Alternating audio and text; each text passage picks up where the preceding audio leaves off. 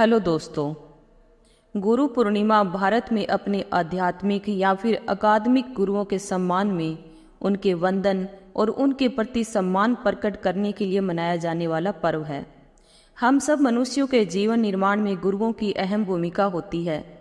ऐसे में माना जाता है कि जिन गुरुओं ने हमें गढ़ने में अपना योगदान दिया है, उनके प्रति हमें कृतज्ञता का भाव बनाए रखना चाहिए और उसे जाहिर करने के दिन के तौर पर ही ये दिन जो गुरु पूर्णिमा का त्यौहार है ये मनाया जाता है।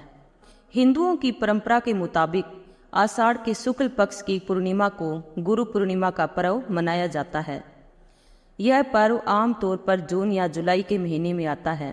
इस साल यह 3 जुलाई सोमवार यानी कि आज के दिन पड़ रहा है। गुरु पूर्णिमा को महाभारत के रचयिता वेद व्यास का जन्म दिवस माना जाता है। उनके सम्मान में इस दिन को व्यास पूर्णिमा भी कहा जाता है। शास्त्रों में यह भी कहा जाता है कि गुरु पूर्णिमा के दिन ही महर्षि वेद व्यास ने चारों वेद की रचना की थी और इसी कारण से उनका नाम वेद व्यास पड़ा। भारत में प्राचीन काल से ही गुरुओं की भूमिका काफ़ी अहम रही है। चाहे प्राचीन कालीन सभ्यता हो या आधुनिक दौर, समाज के निर्माण में गुरुओं की भूमिका को अहम माना गया है। उनकी इस भूमिका को सरल और गूढ़ रूप से संत कबीरदास ने अपने दोहे के माध्यम से भी दर्शाया है। अपने दोहे में संत कबीरदास ने गुरुजनों के महत्व को श्रेष्ठ दर्जा दिया है। वे लिखते हैं, गुरु गोविंद दोऊ खड़े, काके लागू पाए, बलिहारी गुरु आपने, गोविंद दियो बताए। यानी गुरु और गोविंद एक साथ खड़े हो तो किसे प्रणाम करना चाहिए, गुरु को या भगवान को। फिर अगली पंक्ति में उसका जवाब देते हैं। वे लिखते हैं कि ऐसी स्थिति हो तो गुरु के चरणों में प्रणाम करना चाहिए, क्योंकि उनके ज्ञान से ही आपको गोविंद के दर्शन का सौभाग्य प्राप्त हो रहा है। कबीरदास ने गुरु की महिमा को एक दोहे के माध्यम से समझाया है। वे लिखते हैं, गुरु बिन ज्ञान न उपजे, गुरु बिन मिले न मोस, गुरु बिन लखे न सत्य को, गुरु बिन मिटे न दोष। इस दोहे में कबीरदास ने आम लोगों से कहा है कि गुरु के बिना ज्ञान का मिलना असंभव है। जब तक गुरु की कृपा प्राप्त नहीं होती तब तक कोई भी मनुष्य अज्ञान रूपी अंधकार में भटकता हुआ मोह माया के बंधनों में बंधा रहता है। उसे मोक्ष नहीं मिलता। गुरु के बिना उसे सत्य और असत्य के भेद का पता नहीं चलता, उचित और अनुचित का ज्ञान नहीं होता।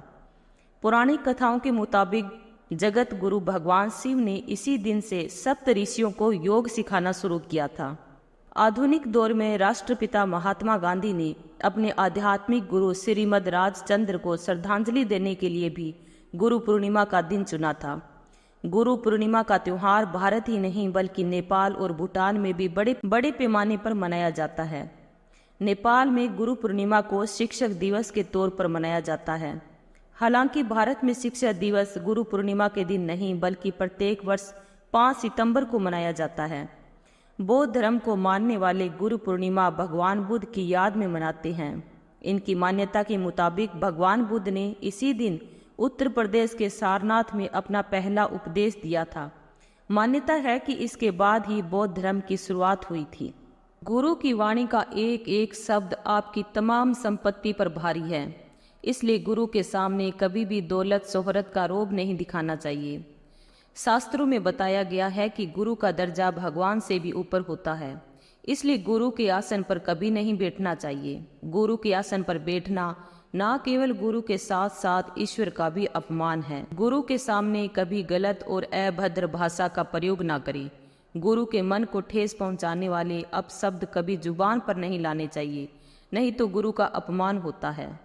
भूलकर भी कभी गुरु की बुराई किसी और के आगे नहीं करनी चाहिए। यह घोर अनर्थ है। यदि कोई दूसरा व्यक्ति भी ऐसा कर रहा है तो सहमित होकर उसे रोकने का प्रयास करें। गुरु पूर्णिमा के दिन गुरु को उच्च आसन पर बैठाएं और उनके चरण जल से धुलाएं और पोंछें। फिर उनके चरणों में पीले या सफ़ेद फूल अर्पित करें। इसके बाद उन्हें सफ़ेद या पीले वस्त्र दें। उन्हें फल, मिठाई, दक्षिणा अर्पित करें। इसके बाद गुरु से अपना दायित्व स्वीकार करने की प्रार्थना करें। तो दोस्तों, ये थी गुरु पूर्णिमा पर मुख्य जानकारी। अगर आपको मेरे द्वारा दी गई जानकारी पसंद आई हो तो वीडियो को लाइक, सब्सक्राइब एंड शेयर करना ना भूलें। धन्यवाद।